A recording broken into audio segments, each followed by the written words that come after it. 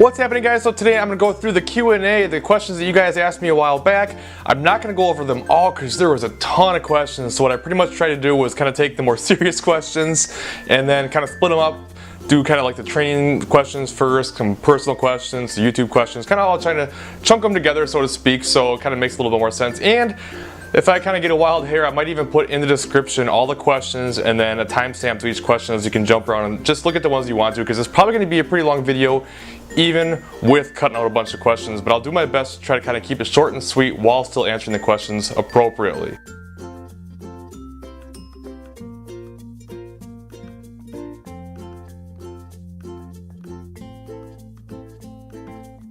I got my handy dandy phone here and I kind of listed them in order, so I'm just going to go down the list. Bear with me as I read them and we'll get to it. First question is, what really got you into lifting? What was your motivation and what keeps you motivated? So initially what got me into lifting, and I take a little bit of a backstory here, I'll try to keep it quick. I grew up the skinny kid. I was horribly skinny. High school I was 130 some pounds, soaking wet, and even well into my 20s, mid to even upper 20s, I was still pretty darn skinny, like 160 pounds maybe, if even. And I just was very small, and I got picked on a lot for being small, and I hated it, and I always wanted to be bigger.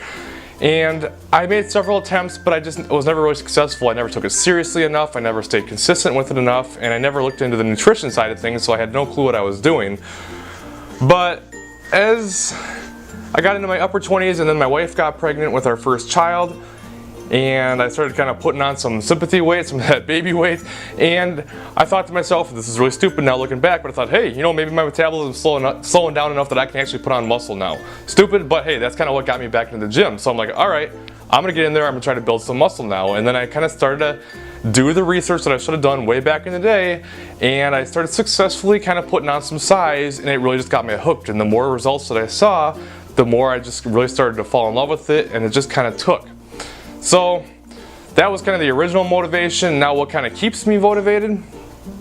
Just wanting to get better, just wanting continual improvement and not being satisfied with the way things are, and just wanting to kind of always make improvements, whether that's really even lifting or anything in life. I just have the kind of this drive to just always want to do better. So I mean, I know it kind of sounds cliche, but it really is what just keeps me going. I don't want to settle, I don't want to be satisfied. I always want to push myself and see how far I can go.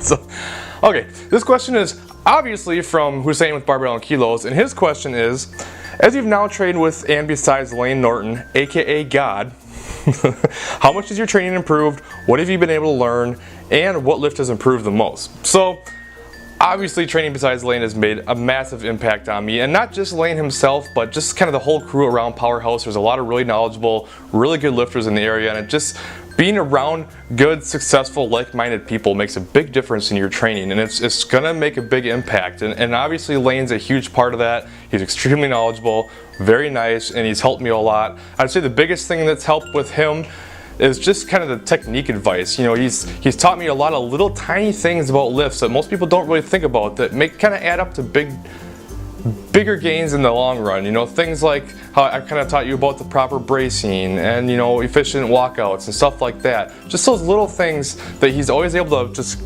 pick up right away. He can look at your lift and immediately just find one small thing to make improvements on it, and all that stuff adds up really fast. And what lift has improved the most? Well, it kind of depends on what you mean by that. If you're just talking about total pounds on the bar, by far and away it's squat. I mean, it's not even questionable. That just keeps going up while everything else is kind of staying about the same.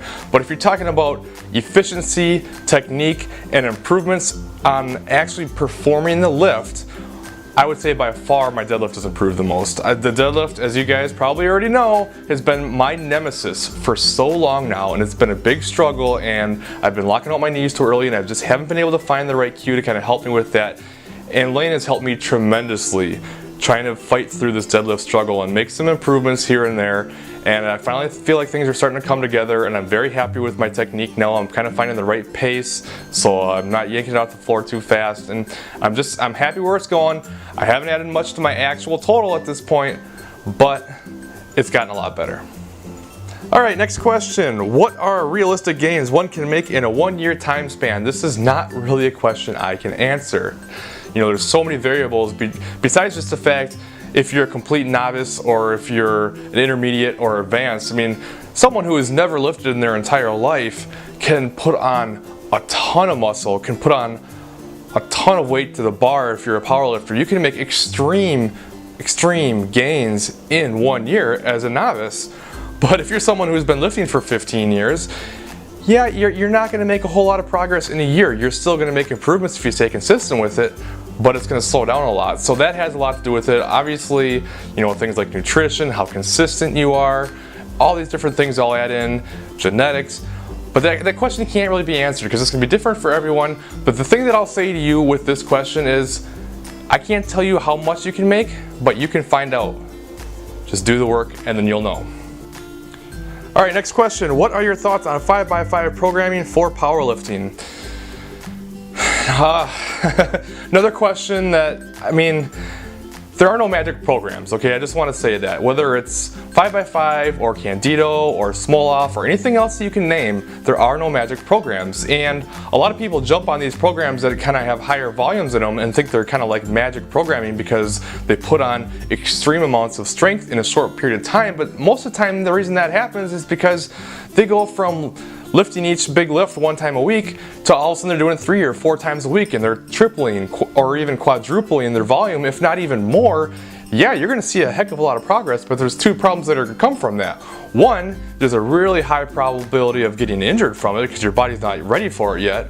And 2, even if you don't get injured and you see a lot of progress right away, you're going to make it much more difficult in the future to see additional progress. You want to advance with as little amount of volume as possible, okay? It's the same thing, just kind of in the reverse, like with calories. Just like you want to keep your calories as high as you possibly can while still losing weight, you want to do as little volume as possible while still seeing strength or muscle gains depending on what your goals are. So 5x5 is okay, it can work, but if you're only doing things 1 time per week and you're going to go into doing 5x5 3 times per week, you're probably going to see pretty significant improvements, but it's not because that program's any better than anything else. And personally, I like something that undulates the rep range versus having the rep ranges all the same every single workout. That's my opinion anyway. All right, next question. Do you have any suggestions for making and or keeping gains in the gym when your time is limited due to family, work, etc.? All right. I want to answer this question without sounding like a dick, because this whole thing, people's time are limited. I'm not saying they're not. A lot of people are busy. We're all busy. Everyone is busy, okay? It's just how you kind of manage your time and what you make a priority. Now, if you're doing everything you possibly can to get to the gym and you can't do it very often, I mean, so be it. But first question I want to ask you is, okay, are you waking up early enough to get to the gym before work? Or are you going later, you know, after your kids go to bed and it's late at night? Or are you finding time, you know, maybe over a lunch hour? Are you doing everything you possibly can to get to the gym, or are you using that as an excuse to not get to the gym as much as you'd like? I don't know the answer to that question. Only you can answer that. I just want to throw that out there. Now, if you really are limited and you can't get in as much as you'd like and it just is what it is and there's no way you can possibly change it, you just have to do what you can with what you got. I mean, if you can only get to the gym 3 times, maybe you're going to do full body splits, 3 workouts, you know, 3 times a week. Or if you're kind of a novice and you haven't really done much, well, maybe you're going to bench one day, you're going to squat another day, and you're going to deadlift another day, and then have accessory work mixed in with that. Or if you can go 4 days a week, you know, an upper and lower split 2 times per week would be a good one for you. And you just got to kind of use the time that you have, do the most you can, get as much volume in as you can, and you're probably going to have to work at a faster pace if you don't have a lot of time to go to the gym. But realize that the faster you work, the less volume you're going to be able to get in, because you're going to be more tired and you won't be able to lift as much weight. So it just kind of depends. Again, there's a lot of variables, so I can't really answer it without knowing a lot more context into your situation, but just do the best you can. Okay, if this is an interesting one, I'm not really sure how to go about this one. It says, if you never started training, where do you think you'd be today? Man, I don't even want to think about that, because it's like my whole life now revolves around training. It's, you know, it's my job now. It's what I think. It's what I do. It's all I kind of research. It's everything to me right now. So without it, I don't know. I mean, before I got into training, you know, I hung out with my friends, you know, played video games, drinking. I'd probably be a big bum. I honestly don't know where I'd be, but I'd probably be overweight and I'd probably be very unhappy, to tell you the truth.